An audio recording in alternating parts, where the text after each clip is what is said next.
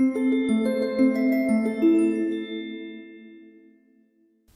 I'm Paul Green. Welcome to the Advisor Entrepreneur interview. I'm pleased to say that I've got Julia Doherty of Green Umbrella Marketing with me today. So welcome, Julia. Thanks for agreeing to be part of this interview. Thanks for asking me. You're welcome. So perhaps you could say a little bit about your business and just give us an overview of Green Umbrella as it stands today. Green Umbrella. Okay, well, Green Umbrella was launched in 2010. It's actually quite a funny story that started with this. I've been in business for quite a while, running a recruitment agency, and I'm a bit of an outdoors girl, so I love being outside. And literally, I wanted to buy myself a trailer tent. There's this wicked trailer tent called a camplet, and basically it opens up like that, like a pram. But it was quite expensive. It's about £8,000, and my husband, who is the financial person within the business, refused to let me take the money out of the business. And he challenged me and he says, "Julia, yeah, that's fine. You can have the money. That's absolutely fine. But you need to raise the money yourself." So it was like, challenge Julia. So I thought, okay, well, what else am I good at apart from recruitment? And I thought, well, I've been networking all these years, all this sort of BNIs and 4Ns and all the rest of it for God knows how long, and I knew loads and loads of business people in the local area. And I thought, why don't I get them in a room and I'll teach them how Ethos Recruitment, which was what my recruitment agency was called, is how to do Facebook, Twitter, LinkedIn.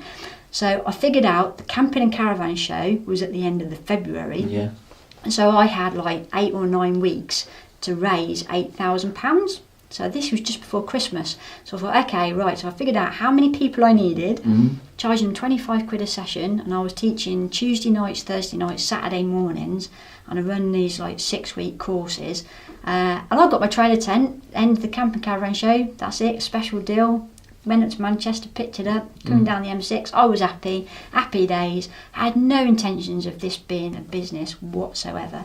But then the people said to me, when are you doing your next set of workshops, Julia? And that's when Green Umbrella was born. So we now teach social media and online digital marketing. So we've been doing it since the early days, so 2008. What have been the biggest challenges that you faced and how did you overcome them? Both businesses, I think, it's one thing I've always struggled with is sort of management of staff. I'm a leader by example, and some people that I've perhaps had along the way have had their own ideas and the way of doing things, and that can be very, very challenging at times. So staff is probably one of the biggest challenges I've had. Dealing with financials as well, I'm not a details person at all, so get other people to do it, that's my key. Okay. So if there's anything you could do differently if you go back in time, what would that be? I would say probably one of the biggest regrets I have is in the early days before Green Umbrella. Obviously I was running a recruitment agency and I started that in 2003. My daughter was born in 2002, so she was like a baby in arms. I remember I gave birth on the Monday, I think it was. I only had 2 weeks off work before I went back to full-time work. And that was because I was told to by the law you had to have 2 weeks out. Hubby was a house hubby, and I was very, very passionate about business, but I did enough miss some of the early days. Luckily for me, I set some rules. I will never forget the day. She was about 6 and she got a Play computer and a Play mobile phone, and I asked her something in the living room and she goes to me, "Not now, Mum, I'm working." And and that sort of resonates with you, and I was thinking, oh my God. So from that moment on, I made sure that I always took her to bed every single evening, and we've always had good quality times at weekends or whenever I'm there now from that moment on. So I get quite emotional when I think back to those days and how much of her life I probably missed in those early days. But when I look back now, if I didn't do that then, we wouldn't be where we are now, and we have the best relationship ever. So that was probably a regret, but not a regret in a way. I actually think I'm a good mum. I spend loads of time with her now. We just walk the Camino together, and we're really good friends. Yeah.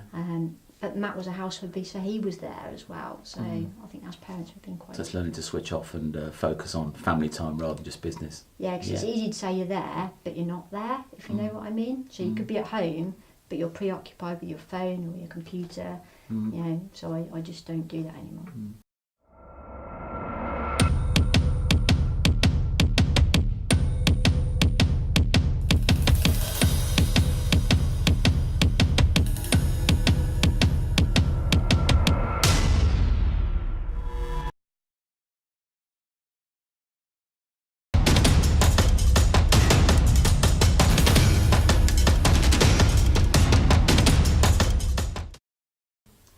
And what has been the most memorable thing since starting your business? Oh, there's been loads. I've had some sort of really proud moments in business. So 2014, just a couple of years ago now, I became a published author, which is, I think there's a book in all of us. And to actually see my husband text messaged me with a picture of Rachel with my book that was in WH Smith's. That was probably one of my most proudest moments. Another really, really proud moment was, do you remember Maggie Philbin? Yeah. Back in those days, and I don't know if you remember from Tomorrow as well. Yeah. Rachel Elnock as well from Dragon's Den. I went to, I think it was in Derby, Pride Park, and I got nominated for some award. And to be honest, I was thinking I didn't really realise that it was an award as it was. So I went on my own. I didn't know anybody else there at all. I think I was probably in those days the only one that was twittering. It's quite a funny story actually, because I was twittering and next door actually became a light and there was like smoke everywhere. So there was only me twittering, but I got loads of exposure because everyone was following on Twitter. But anyway, so I won this award, which was the Most Innovative Woman of the Year. I think that was 2011. And it was like, hey, I've got this award, and then there was nobody there that I knew. I didn't take anybody with me. So another regret in a way, but yeah, another proud moment. Yeah, still memorable and proud, yeah. How do you manage your work-life balance? It's the thing that most of us find sort of like difficult. You've obviously got your daughter, so what do you do nowadays? How do you manage that? Okay, so I've learned over the years, actually I had a bit of a life-changing moment. I'll never forget it. She was about 6 years old. And we was in the living room and she turned around to me and she'd got like one of these play computers and play mobile phone. And I asked her something and she looked round to me and says, "Mum, I'm working," just like that. And it was like, ooh, you can hear your own voice. And that was from a 6-year-old. So from that moment on, I said, I will always put her to bed in the evenings. We go camping and stuff at weekends. I've done that since she was a little dot really. I'm a big keen geocacher. But actually to be there early, be there when you're there, because you can be there but watching television and not really talking. So we do things like, we do our 3 things every evening. So we go out for a walk every evening and we have to say to each other, what are our 3 good things we've done today? So she says her 3 good things, I do my 3 good things. And we've done that for God knows how long. I can't remember when we first started that, but years ago. And we've always done that every night. But from a business point of view, I actually read a book called Early to Rise by Andy Traub, and this was probably about 6-7 years ago now. And I wake up at 4:30 every morning, 4:45 at the latest. I go out for a walk, but then I'll get a good 2 or 3 hours done before it encroaches on any family time. So it's amazing how much work you can get done early hours. So that's how you manage your time in the day then, because there's only so many hours that everybody gets, but you just sort of get up really early to cram everything in. Yeah, and I'm my most creative at that time in the morning. Come like 8-9 o'clock at night, your brain's all mushy anyway, so spend that time with your family.